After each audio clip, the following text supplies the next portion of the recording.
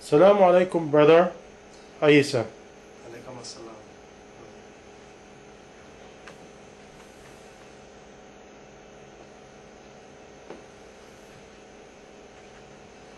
What is your original name? Richard Belial. What's that? Richard Belial. My original name was Richard Belial.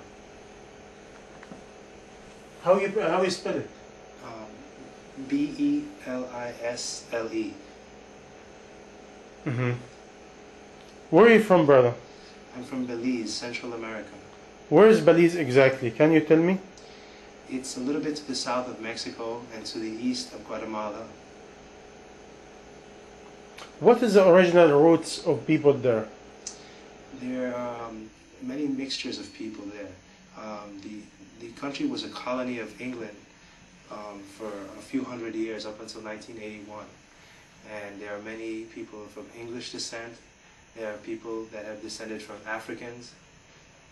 There are people that have descended from the Indians, the Mayans that used to live there. And there's also many Spanish people that have come from the surrounding countries of Guatemala, Honduras, El Salvador, and many of the other countries of Central America. What's the weather there? It's very warm. Most of the year it's like 90 degrees, 100 degrees in the summer. Okay, because it is like in the equator. It's close to the equator. Very close to equator. Meaning it's tropical. Yes, it's tropical. Okay. Do you born here or you born in Belize? I was born in Belize. Okay. How long you been in the state? I've been living in New York since 1977 for about 24 years. With your parents? Yes, with my mother. Okay. And when you start getting to know Islam? The first thing I really heard about Islam through was when I read the autobiography of Malcolm X when I was in college. I read that and I read about his conversion from the Nation of Islam to the real Islam, which is the Islam that I know now. How many years is that? That was about 9 years ago. 9 years ago. How old are you? I'm 28 years old. 28 years old.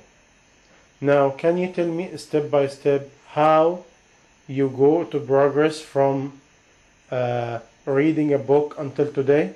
Can you give me like a summary of you in 9 years? Sure. It was a very long process. But when I first read that book, it gave me some idea that Islam was a very beautiful religion, that all races, all different colors and people from all over the world all worship together and were accepted together. That was one of the first ideas I got from Islam. That to me was a very beautiful concept, and I wanted to know more about it. When I was in college at New York University, I was studying political science, and I saw they had a course called What is Islam? It was taught by a Turkish professor, and he gave me my next lesson in Islam, which basically I had to read the books that he gave us. He gave us a book of the Quran, not the full Quran, but a book called Readings in the Quran by Kenneth Craig. And it had most of the Quran in there and translated into English. And every day in class he would give us certain readings to read.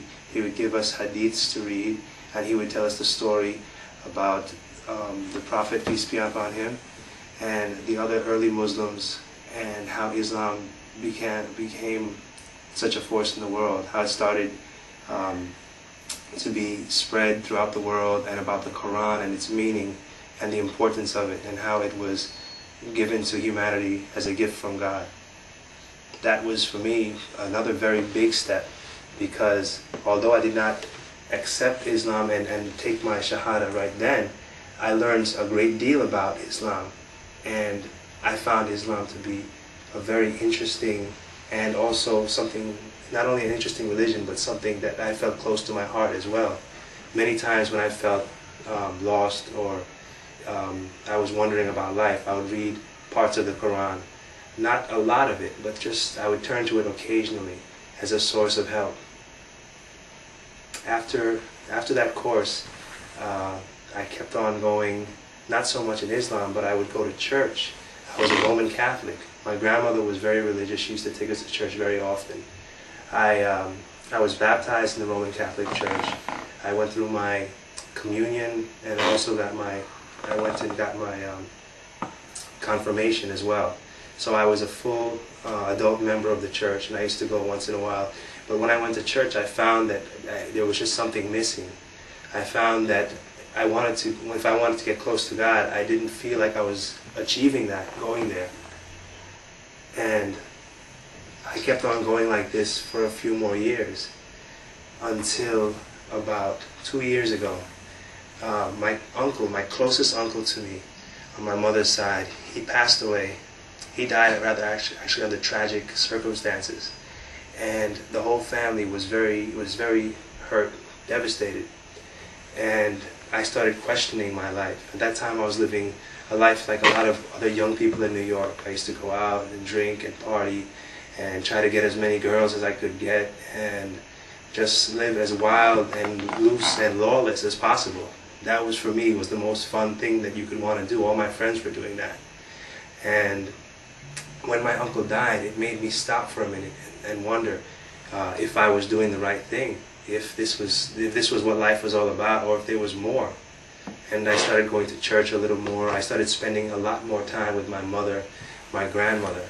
I had a son at the time as well. I had a son, he's 6 years old now. And I found that I wasn't spending as much time with him as I needed to. I was making excuses. I always had something more important than my family or my son.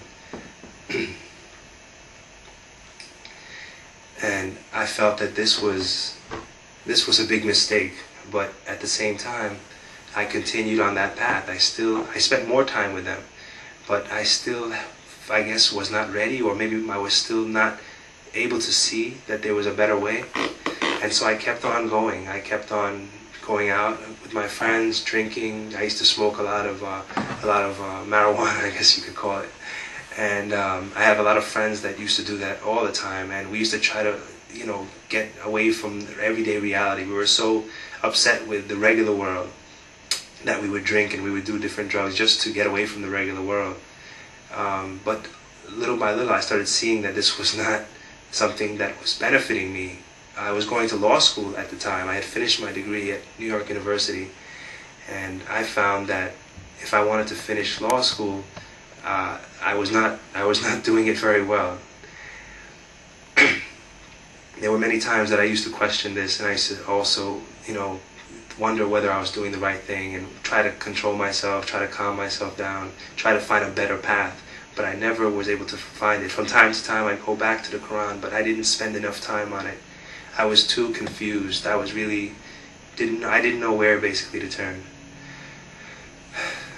I took some time off from school when my uncle passed away, and I felt I needed to get my mind, my soul, everything in shape, but I still could not find the right way. I kept on going down the same path. I went back to school, but I still was not happy. I still was not getting very good grades. And I had different family members I'd stay with, and they would stay with me on vacations and things like that. I had one cousin who was very close to my age. He came and spent the whole summer with me the year before last. And up until about 3 years ago, 3 months ago, we spoke and we were kind of close. But then he drowned. He was on his job in Belize. He drowned out there, and the whole family again seemed devastated. He was 25 years old. He had just seemed to be starting his life, and his life was over. And we all were wondering why. We couldn't figure out, we couldn't understand what was happening, what was the meaning behind all of these things that were happening to us. Some things were good, some things were bad, but we could not make any sense of anything.